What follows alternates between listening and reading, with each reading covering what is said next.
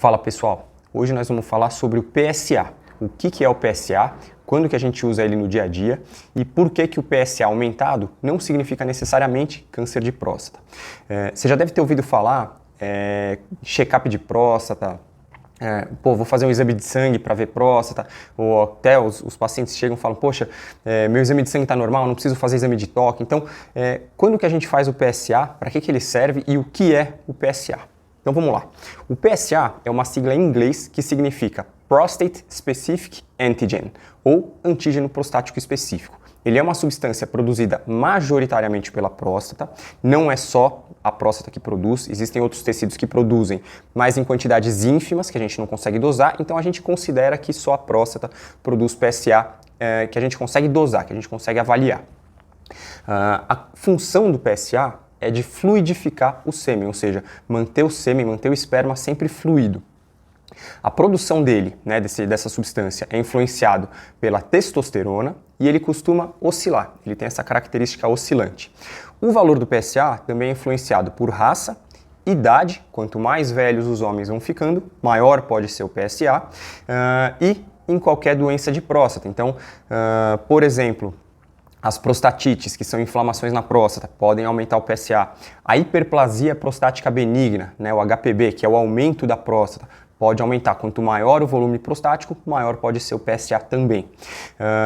No câncer de próstata, que é o principal uso dessa ferramenta, é para avaliar e para acompanhar o câncer de próstata, mas ele também pode aumentar depois de outras situações, como cirurgia urológica, cirurgia prostática, por exemplo, manipulação da próstata, então biópsia de próstata, até massagem prostática pode afetar o PSA.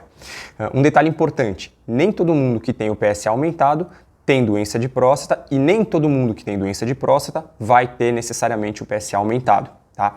E outra, algumas medicações como a finasterida, que muita gente usa para evitar calvície, pode diminuir o valor do PSA, mesmo nas doses para calvície, que é uma dose menor geralmente do que a gente usa para diminuir o volume prostático. A gente usa a finasterida também para diminuir o tamanho da próstata. Então, mesmo valores, doses menores da finasterida, podem diminuir o PSA até pela metade, e a gente tem que considerar isso na nossa avaliação. Bom, o PSA ele pode ser detectado na corrente sanguínea, onde nós encontramos basicamente duas formas principais, o PSA total e o PSA livre. Existem algumas outras formas, que são as isoformas do PSA, mas a gente não usa com tanta frequência na vida clínica, no dia a dia. E para que a gente usa o PSA? Basicamente, em duas situações. Primeira, quando a gente pensa numa prostatite, numa inflamação da próstata. Então, geralmente, nesses casos, o paciente tem sintomas urinários que podem ser súbitos, podem ser mais agudos ou podem ser mais insidiosos. Por exemplo, dificuldade para urinar, disúria, que é o desconforto, às vezes dor, sensação de desconforto no canal da urina, na uretra, ou mesmo no pé da barriga, seja durante a micção ou logo depois da micção, Então, sintomas parecidos com infecção urinária, tá? O PSA pode estar aumentado e isso não tem nada a ver com câncer, tá? Então, isso ajuda, é mais ele não faz o diagnóstico de prostatite, mas é mais uma ferramenta que fala a favor, tá certo? A segunda situação é a principal, é a que a gente mais usa o PSA, que é o quê? Durante o rastreamento do câncer de próstata. Então a gente faz o rastreamento do câncer de próstata para homens a partir dos 45 ou 50 anos, dependendo dos fatores de risco, história pessoal. E o intuito do rastreamento, que é além do PSA é o exame de toque, é a gente fazer um diagnóstico precoce do câncer, então não é prevenção, é diagnóstico precoce, onde a taxa de cura pode chegar a 90%. No câncer de próstata, o PSA tende a aumentar de forma gradativa, ou seja, ele vai subindo conforme o tempo vai passando. Tá? Importante lembrar que o câncer de próstata nas fases iniciais não dá nenhum sintoma, tá? Então por isso a gente faz o rastreamento, justamente para pegar ele bem no comecinho. Tá? Mas se o PSA pode aumentar tanto em doenças benignas quanto no câncer, como que eu vou interpretar o valor dele se ele tiver aumentado? Então vamos lá. Primeiro, a gente tem que ver o valor e a gente tem que ver o que pode ter causado esse aumento do PSA. Por exemplo, a chance de um homem com PSA menor que 1 ter um câncer de próstata é de mais ou menos 1%, ou seja, uma chance bem baixa.